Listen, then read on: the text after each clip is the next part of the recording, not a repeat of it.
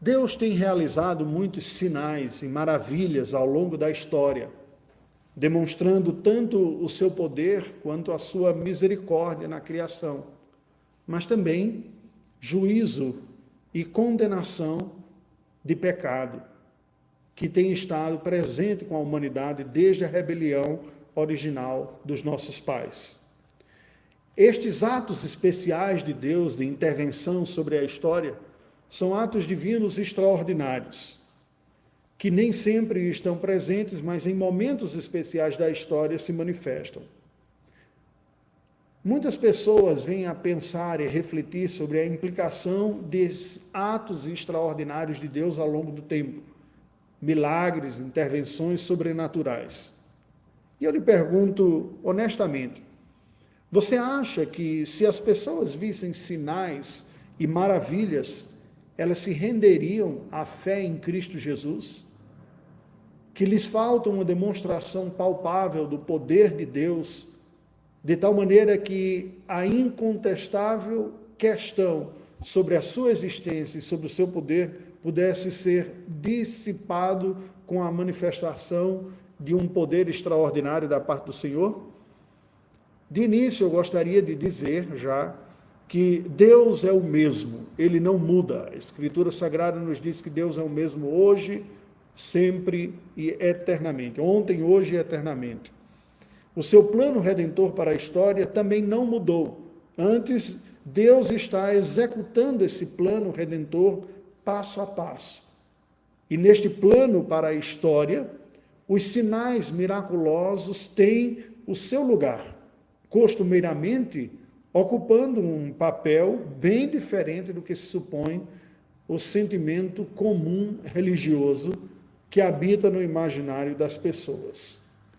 Em momentos críticos do desenvolvimento da história da redenção, aparecem na Escritura Sagrada corroborados por sinais extraordinários validadores, como selos divinos que marcam a singularidade destes momentos especiais, como os sismógrafos indicam visualmente os momentos de intensa movimentação geológica na crosta terrestre, tornando visível a grandiosidade que afeta a Terra, sinais extraordinários e sobrenaturais da parte de Deus também marcam estes eventos especiais e momentos especiais na história da redenção, alertando sobre o alto potencial de periculosidade. Enquanto que os sismógrafos indicam alto potencial da periculosidade dos abalos sísmicos, estes sinais divinos indicam também este momento importante na história da redenção. E é nesta linha de interpretação que eu proponho a você a compreensão dos sinais e maravilhas operados por Deus no Egito, por ocasião imediatamente anterior ao êxodo israelita.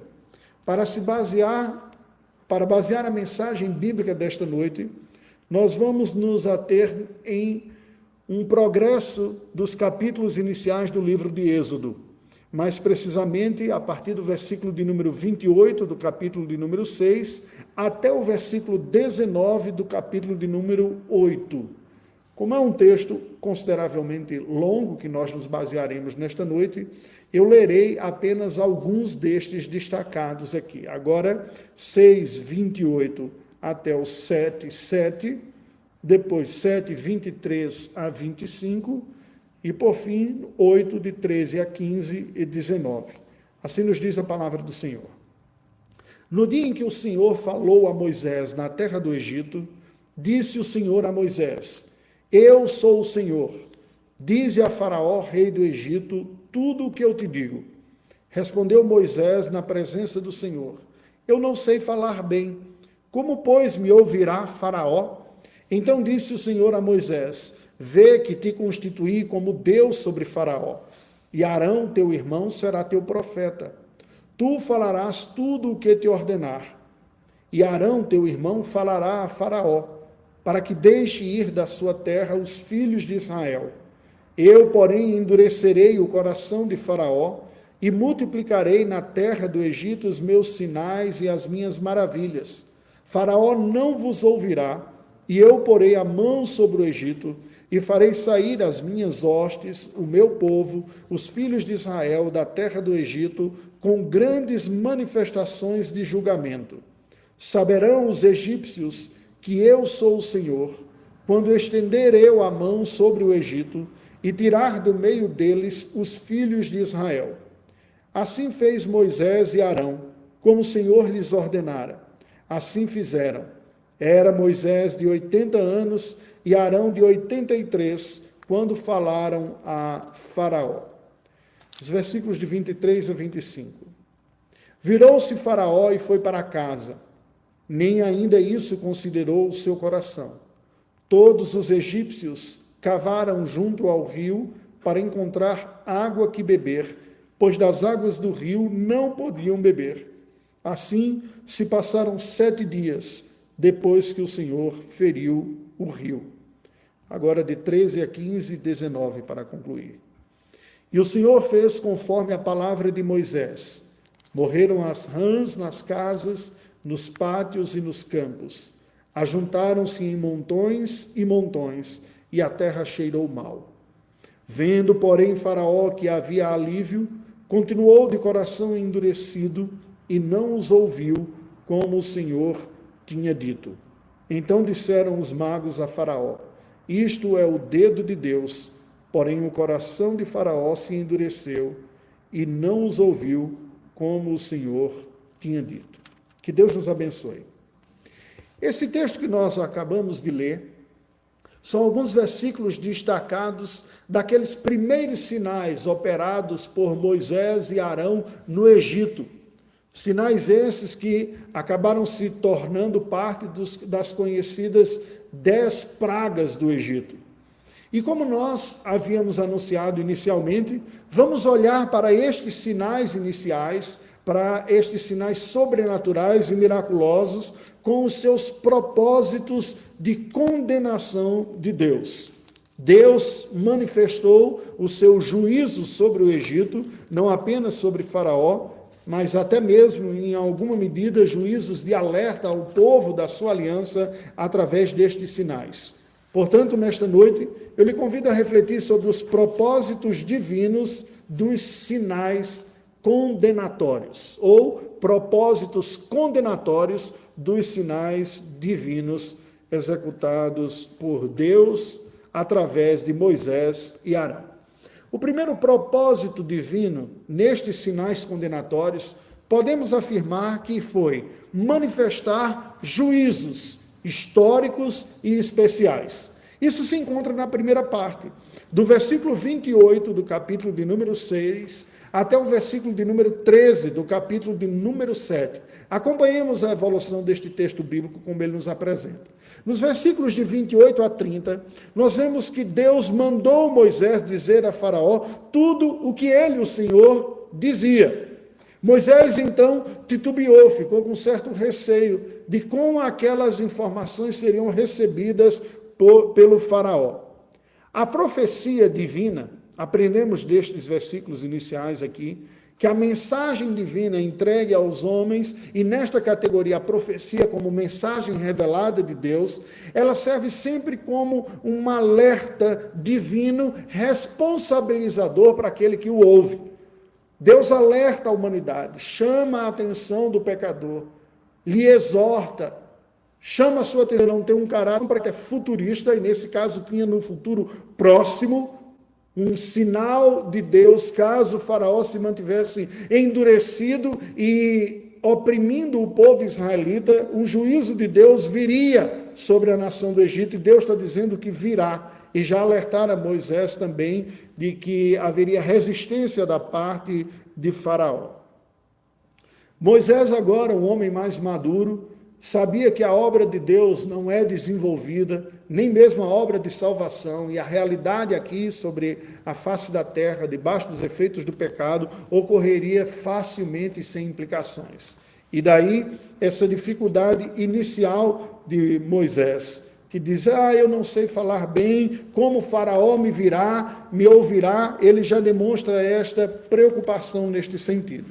Nos versículos de 1 a 5 do capítulo de número 7, nós vemos que Deus continua falando com Moisés e informa a Moisés que o havia constituído representante divino diante de Faraó. Ele relembra da sua missão, da sua comissão. Diz: olha, você é o meu representante, você será como Deus a Faraó. Eu alertarei Faraó através de você, e Arão será como que um profeta, o porta-voz. Você, no seu receio de falar, eu lhe comunicarei o que tenho para dizer, você dirá a Arão, e Arão, portanto, falará. Contudo, o coração de Faraó será endurecido. E o Senhor alerta Moisés ainda, dizendo: pelo endurecimento também do coração de Faraó, eu multiplicarei os meus sinais sobre o Egito, até que os hebreus sejam libertos sob o forte juízo da nação egípcia, reconhecendo, portanto, a soberania divina do Senhor da aliança, o Deus Todo-Poderoso, e Yahvé, ao mesmo tempo, como um juízo divino manifesto sobre o Egito, enquanto o povo hebreu saía em seu êxodo. Nos versículos de 6 a 7, então, o texto sagrado nos diz que Moisés e Arão cumpriram as ordens divinas. Deus os havia comissionado para serem executores e porta-vozes de sua palavra e do seu juízo sobre o Egito, e eles assim o fazem. 2 homens idosos, sendo usados pelo Senhor para o juízo de uma nação ímpia, de um governo opressor e a libertação de mais de 1 milhão de pessoas de uma dura escravidão. Moisés aos seus 80 anos e o seu irmão Arão aos 83. Estes versículos nos ensinam o propósito revelador dos sinais divinos no Egito. O juízo poderoso de Deus e justo, como sendo o único Deus vivo e verdadeiro, que estava, em alguma medida, já sendo esquecido pelo povo da aliança e absolutamente desconsiderado pela nação politeísta do Egito.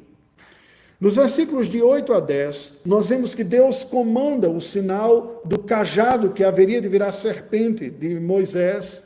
Este cajado que Moisés levava, ele diz: mostre então diante de Moisés, esse cajado se tornará uma serpente. Esse será um sinal diante do faraó, o que de fato ocorreu. Moisés lança o cajado ao chão e o cajado se torna uma serpente. E nos versículos de 11 a 13 nos diz que os magos egípcios fizeram o mesmo. E serpentes também apareceram ali, porém o cajado de Moisés, o seu bordão, engoliu aquelas serpentes que foram produzidas pelos magos do Egito, como Deus havia previsto. Faraó não atendeu à ordem de Moisés e não deixou o povo ir. Ao ver aquele sinal sendo reproduzidos pelos seus magos também, ele então se fecha dentro do seu coração novamente, se endurece e não libera o povo. Aqui tem um dado curioso. Por quê? Havia um deus egípcio, o Areus, cuja forma era serpente, e que significa aquele que se ergue, invencível. Eu creio que muitos de nós, por estes programas que tem de natureza ao redor do mundo, já devem ter visto a imagem daquela cobra que se ergue e que tem as suas laterais dilatadas, muito comum naquela região do mundo, a região do norte da África, a região desértica. E diferente do que nós possamos imaginar, ela não apenas trazia medo, como sendo uma figura maligna, mas era uma representação de uma própria divindade. A divindade Uareus, como falei, que supostamente um presente do Deus Ra, o Deus Sol, e que manifestava essa majestade, esse poderio da própria dinastia faraônica no Egito. O faraó se via como essa manifestação, e ele mesmo era como que aquele que se erguia de sobre a terra, e na sua tiara que vinha sobre a sua cabeça estava uma serpente, esta serpente que apontava para esta divindade Uareus, na coroa de Faraó, demonstrando claramente que o próprio governo egípcio estava, de alguma maneira, numa relação simbiótica com a imagem deste Deus falso o Areus, o deus da serpente. O que estes versículos primeiros nos ensinam é um prólogo dos sinais e maravilhas que Deus operaria, identificando a natureza de tudo aquilo que ocorreria nas chamadas 10 pragas do Egito. As primeiras palavras que encabeçam os próximos capítulos são este prólogo identificador de uma só mensagem. Qual é? Deus exercerá juízo sobre o governo egípcio, um governo politeísta que não adorava o Deus único, vivo e verdadeiro, porém altivo, orgulhoso, impenitente. E ao exercer esse juízo, Deus desmoralizaria e puniria aquela geração pela providencial resistência do seu arrogante governante, o faraó, que era a encarnação e a demonstração do próprio orgulho e altivez da autonomia divina diante do Senhor. Portanto, quando nós falamos que Deus manifestou propósitos especiais e condenatórios nesses sinais extraordinários, reconhecemos que o primeiro deles foi manifestar juízos históricos especiais. Deus não age desta forma ordinariamente na história, manifestando juízos sobrenaturais sobre o pecado, sobre governos ímpios e sobre as pessoas, o que leva muitas vezes pessoas a questionarem a própria presença divina ou realidade. No entanto, quando Deus manifestou, em alguns momentos especiais da história, momentos-chave, neste caso aqui, a libertação do seu povo de uma condição de escravo para a condição de uma nação para constituí-lo, estes sinais não produziram fé e arrependimento naqueles que o viram.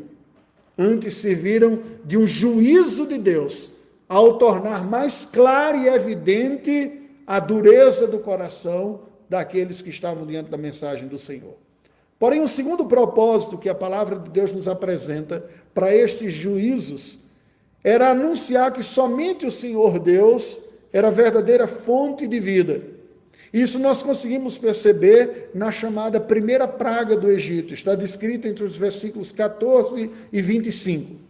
Veja que entre os versículos 14 e 19, Deus ordena a Moisés confrontar Faraó às margens do rio com a ordem de libertação dos hebreus. Deixe o povo da aliança ir, o povo israelita ir. Se você não o fizer, as águas do Egito se tornarão em sangue.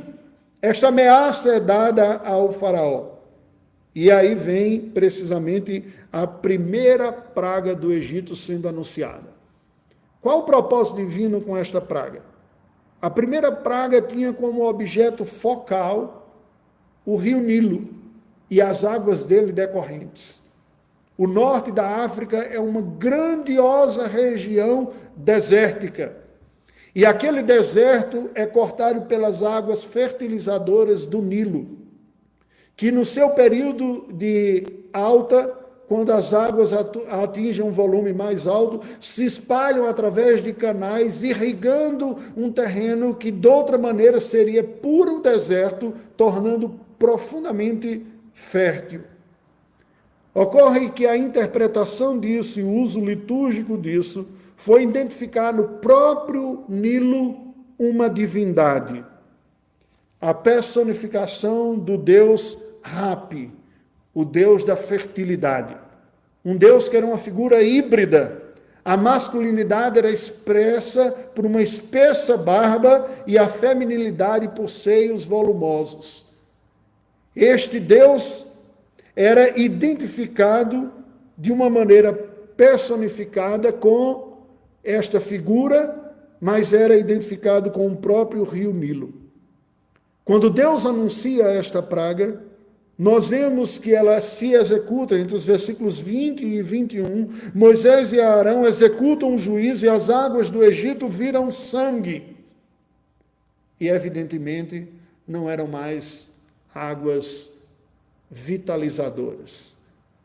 Absolutamente em contraste com aquilo que, ordinariamente, pela providência divina, as águas do rio Nilo fertilizavam toda a região, trazendo vida, produzindo peixes e com as suas águas fertilizando os campos, dando ampla produção, agora se tornaram estéreis e mortais.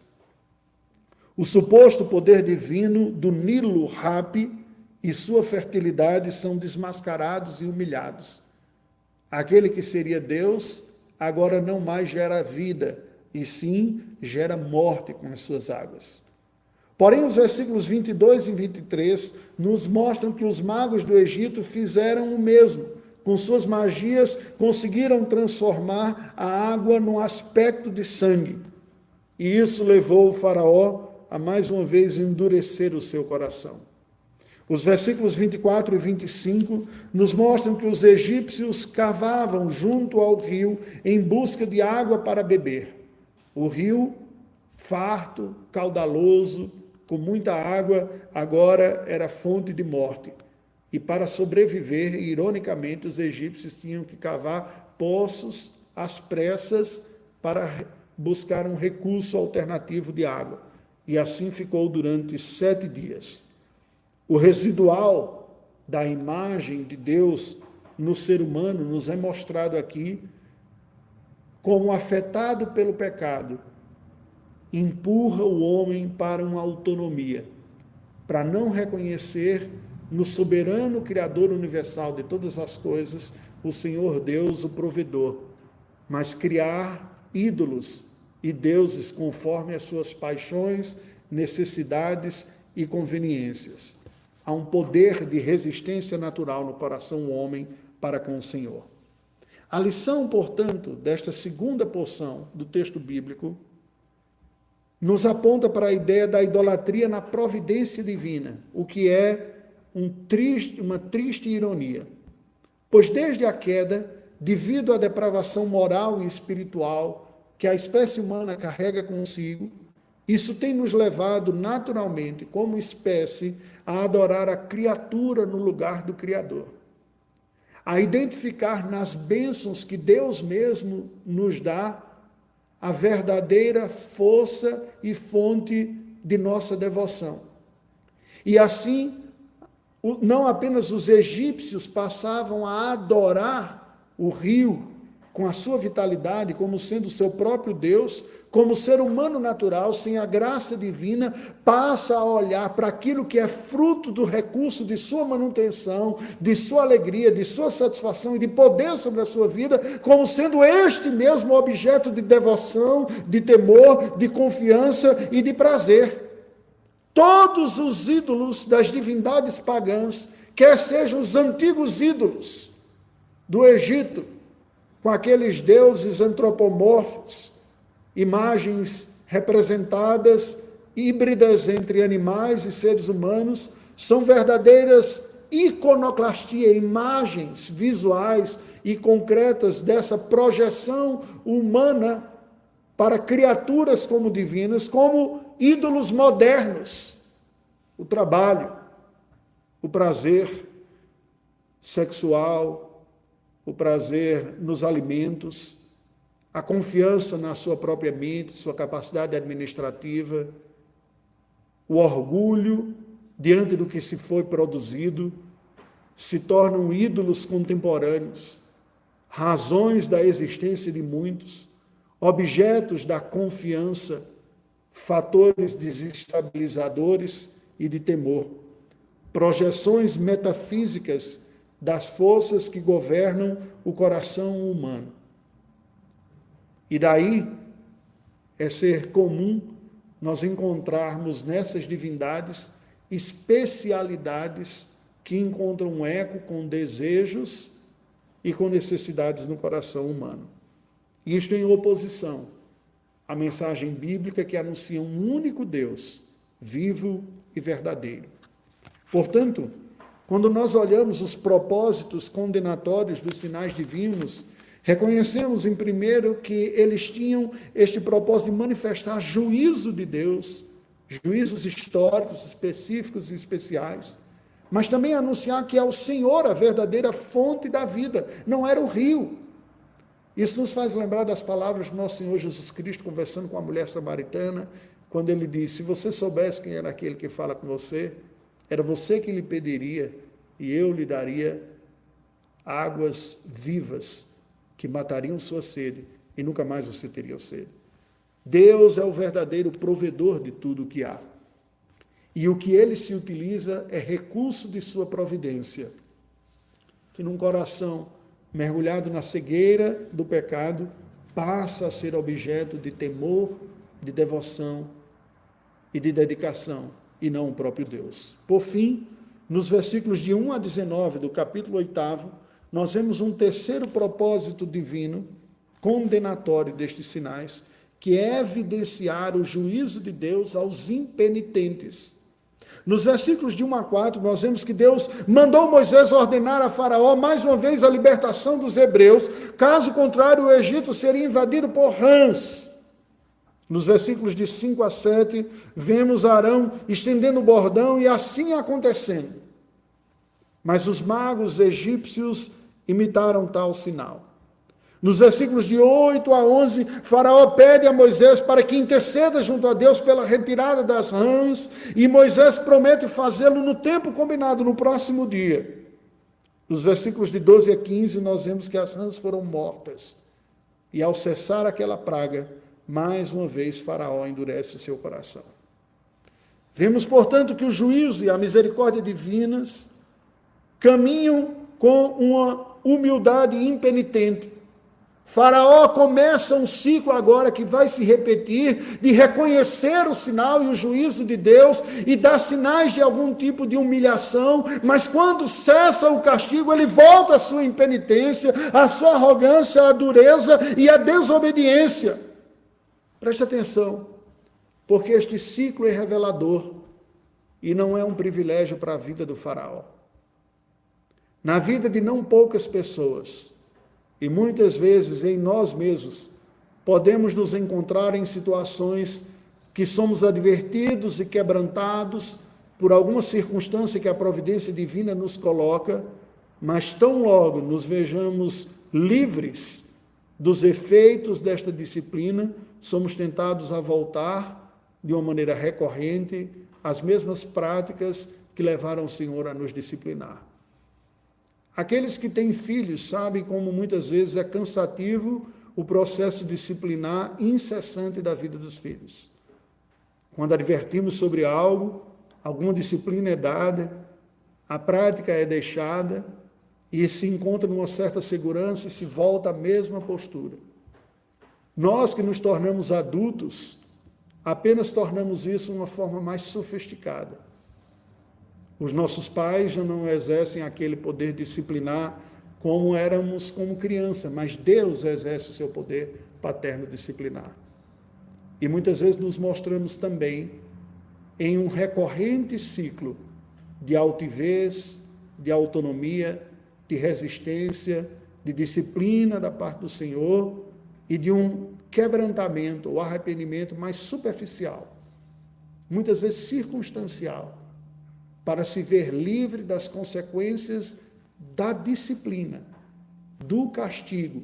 E aqui estou usando o termo de uma maneira intercambiável, não cabe nessa ocasião fazermos a distinção dos termos. Quero usar apenas como um sinal divino de coibir, de refrear o mal. Entretanto, o caráter clemente e misericordioso do Senhor se manifesta aqui também. Presta atenção. De uma maneira mais purista, nós poderíamos imaginar que Deus, que sonda os corações, sabe exatamente a medida da profundidade, da sinceridade do arrependimento, e que, portanto, seria racionalmente plausível imaginar que Deus aceitaria tão somente como verdadeiro arrependimento aquele que fosse profundo e sincero. E aquele que fosse mais superficial, ele tratasse simplesmente com impiedade e não aliviaria a mão no seu processo disciplinar, mas não é assim que Deus se revela na Escritura Sagrada. Ao menor sinal de reconhecimento do erro de nossa parte, a benevolência e a misericórdia do Senhor se manifesta como se manifestou a Faraó, fazendo com que ele remova a sua disciplina e o seu castigo, para com isso mostrar não apenas que Deus é justo e não inocenta o pecador, mas que ele também é misericordioso e alivia o sofrimento merecido do pecador. A deusa Requet era mais uma divindade egípcia, normalmente demonstrada nos hieróglifos e nos documentos antigos e em registros como uma mulher com cabeça de rã. Ela também estaria identificada com a fertilidade, sendo recorrida como uma divindade que auxiliaria na hora do parto. E nesta ocasião, quando Deus, nesta segunda praga, infesta o Egito com rãs, ele torna clara a inutilidade de uma divindade que deveria trazer e proteger a vida, agora sendo sinal de juízo e até mesmo de morte. Porque com a morte dessas rãs, o texto sagrado nos diz que cheirou mal. E aquela divindade também se mostrou inútil para reverter a situação que lá estava. Os versículos 16 e 17 nos mostram que Deus mandou piolhos sobre todo o Egito, do pó da terra, pelo bordão de Arão. Quando Arão estende, aquele pó se transforma em piolhos. E nos versículos 18 e 19, nós vemos os magos de Faraó impotentes diante daquele sinal, vindo até o Faraó e dizendo: olha, isto é o dedo de Deus. Nós não conseguimos reproduzir este sinal. E curiosamente, a contestação ou a confirmação dos magos de Faraó, diante do próprio Faraó, de que eles estavam diante de um poder inequivocamente do Deus vivo, verdadeiro, anunciado por Moisés e seu irmão Arão, ao invés de haver um arrependimento e um quebrantamento da parte do Faraó, ele mais uma vez endurece seu coração. Nós podemos questionar a capacidade dos magos egípcios em reproduzir os primeiros sinais. Como toda mágica que ocorre pelo mundo afora, a magia consiste basicamente na capacidade da ilusão, da manipulação de objetos conhecidos, de tal maneira que configure para aquele que esteja vendo um poder que quebra as leis da física. E certamente isso encontra limites. E neste momento, os magos chegam a dizer: olha, não dá mais para a gente fazer algo semelhante. Dentro do nosso conhecimento de química, de física, de ilusão e de habilidades, e que ao mesmo tempo está misturado com a crença nas suas divindades, eles atestam e reconhecem sua impotência diante do que eles estavam vendo, ao ponto de reconhecerem que ali era o poder de Deus. Os magos reconhecem não terem conhecimento para reproduzir o sinal dos piolhos, o que era uma humilhação a uma outra divindade egípcia, o deus Tot. O deus Tot supostamente seria detentor de todos os conhecimentos possíveis, todo o conhecimento científico, toda a habilidade de saber como as coisas funcionam estaria na mão desse deus Tot.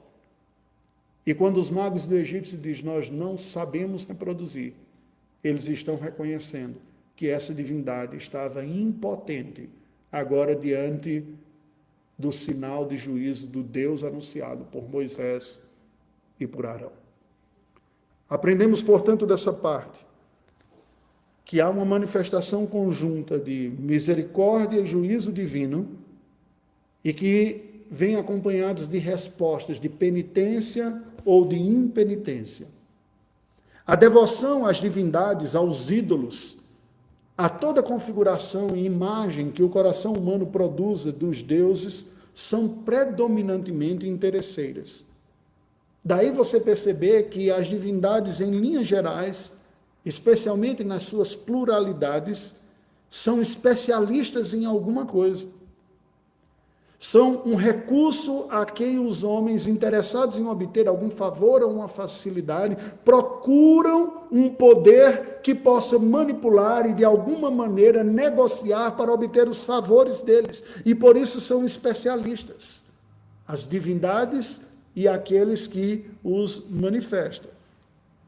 Isso nos apresenta um contraste absoluto com o Deus único, vivo e verdadeiro, que em contraste com essas divindades falsas, esses ídolos, é desconcertantemente um soberano universal e misericordioso. Ninguém o controla. Não há como barganhar com o Senhor. Não há negociata. Não há como constrangê-lo a fazer alguma coisa. Não há como aconselhá-lo. Não há como pô-lo contra a parede. Não há como pressioná-lo. É Ele quem governa. Mas ao mesmo tempo que Ele é tão poderoso assim, Ele se manifesta na Escritura Sagrada misericordioso, paciente, compassivo, que chama pecadores ao arrependimento, a desistirem das confianças menores nos seus falsos deuses, quer sejam os antigos, essas divindades elaboradas, quer sejam os modernos funcionais do homem contemporâneo. Trabalho, dinheiro, capacidade administrativa, conhecimento científico. Olhe para estes dias que nós estamos vivendo. As mais competentes autoridades do mundo, tanto científicas quanto políticas, não estão sabendo como lidar com um mísero vírus. Não sabem nem mesmo como se dá esse processo de proliferação, qual a medicação para combater e qual a melhor política pública. E nós, muitas vezes tolos, amedrontados por este ser minúsculo, que nem ser vivo é, abraçamos narrativas político-ideológicas e nos digladiamos como se tivéssemos a solução também para isso. Não temos. Deus, em contraste a todas essas divindades, quer do cientificismo, quer sobrenaturais do passado ou do presente, se mostra poderoso e paciente. Somente Ele é digno de uma crescente e renovada confiança em nosso coração. Precisamos ter a humildade para reconhecer nossos limites. Até os magos de Faraó o reconheceram, quando disseram: a gente não consegue fazer. Isso é o dedo de Deus. Ele é poderoso e é Ele quem está por trás de tudo isso. A mensagem original, portanto, do texto bíblico que nós tomamos como referência nesta noite, nos mostra que Deus alertou e encaminhou Moisés a ordenar a Faraó a libertação dos hebreus, avisando ao profeta, contudo, que a resistência de Faraó serviria à manifestação da glória divina diante da desconstrução das divindades egípcias que Deus faria. E foi fazendo, uma a uma. Cada um destes sinais expunham o poder divino infinitamente maior do suposto poder da divindade correlata do Egito. Deus puniria toda a idolatria e a incredulidade daqueles que resistissem ao seu poder libertador. O que é um paradoxo. Porque o poder libertador do Senhor, de resgatar um povo para livrá-lo e salvá-lo, seria simultaneamente um sinal de juízo aos impenitentes e incrédulos em Deus como poderoso e como libertador. Mas isso não se trata de uma questão relativa exclusivamente ao Faraó e aos egípcios de milhares de anos atrás. Esta, na verdade, é uma ação que reflete um modo de Deus agir.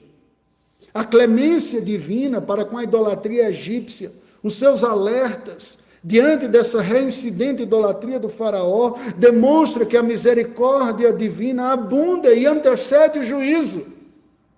Lembre-se das palavras registradas por João no seu evangelho, que diz: porquanto Deus enviou seu Filho ao mundo, não para que julgasse o mundo, mas para que o mundo fosse salvo por ele. Por isso, quem crê no Filho tem a vida eterna. O que todavia se mantém rebelde contra o Filho não verá a vida, mas sobre ele permanece a ira de Deus. Portanto, a mesma forma de Deus agir. Ao trazer a libertação com seu poder soberano, implementando uma salvação muito mais ampla e maior do que a que Moisés operou lá no Egito, o Senhor Deus, através do seu Filho Jesus Cristo, traz a salvação da condenação de todos os pecados da humanidade, de todos os tempos, de todos aqueles que creem. Mas o ser humano, ao contemplar esta obra de Deus em Cristo Jesus, nem sempre respondem com arrependimento, submissão e fé confiante. Há muita incredulidade, rebelião, descrença, ceticismo diante do que Deus faz através de Jesus Cristo. E aqui fica o recado atual desse texto para nós, a mensagem de Deus. Qual é? Preste atenção. Deus tem a história em suas mãos. Em momentos cruciais da história da redenção, a mensagem da salvação pela graça, mediante a fé, tem vindo acompanhada de sinais corroboradores. Assim foi no êxodo do Egito. Assim foi na vida, morte e ressurreição do nosso Senhor Jesus Cristo. A estrela que lhe anuncia o nascimento, o eclipse na ocasião da sua morte, os terremotos e a ressurreição de muitos, mostrando o Senhor que aquilo se tratava de um momento especial, evidências de que Deus estava executando providencialmente a redenção na história.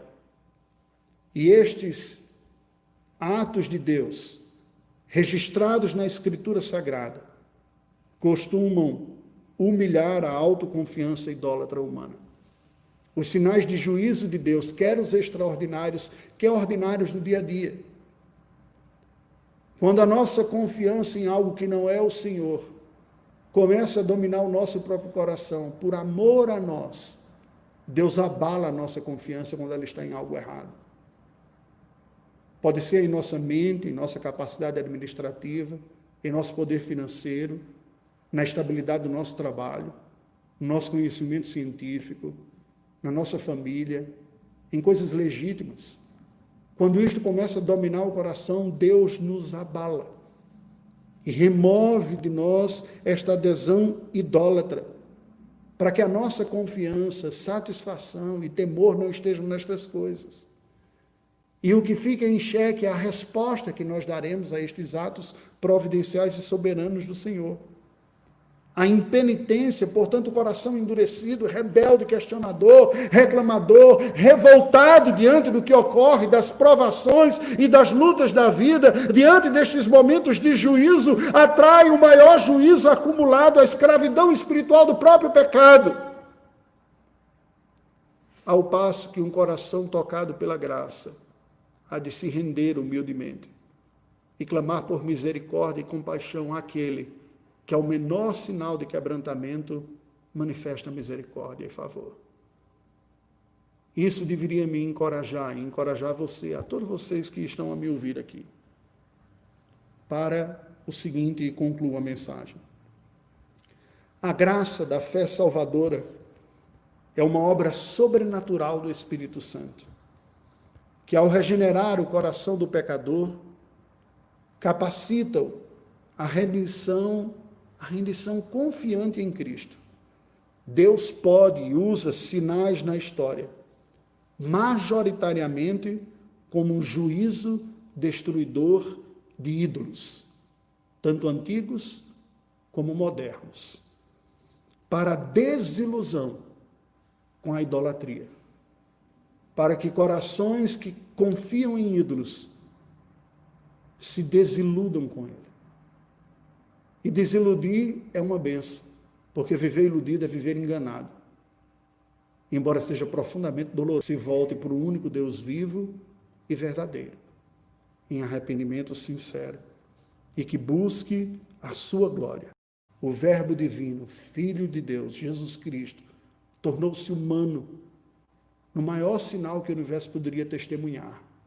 A divindade única, viva, poderosa, eterna e real, se tornando um homem semelhante a mim e você, vivendo uma vida humana ordinária para fazer uma obra extraordinária, experimentando na sua própria vida e na sua carne a condenação de pecados que não cometeu, e por ser ele divino e santo e não ter pecado, ressuscitando dos mortos, voltando, ressurreto, subindo aos céus, regressando à direita de Deus Pai Todo-Poderoso, conclamando pecadores ao arrependimento e à fé, manifestando ao longo desses séculos e milênios graça, misericórdia e perdão aos que penitentemente se quedam diante do Senhor, reconhecendo sua miséria e seu pecado, até o dia em que o tempo da misericórdia cessará e ele voltará não mais como Salvador, mas como juiz,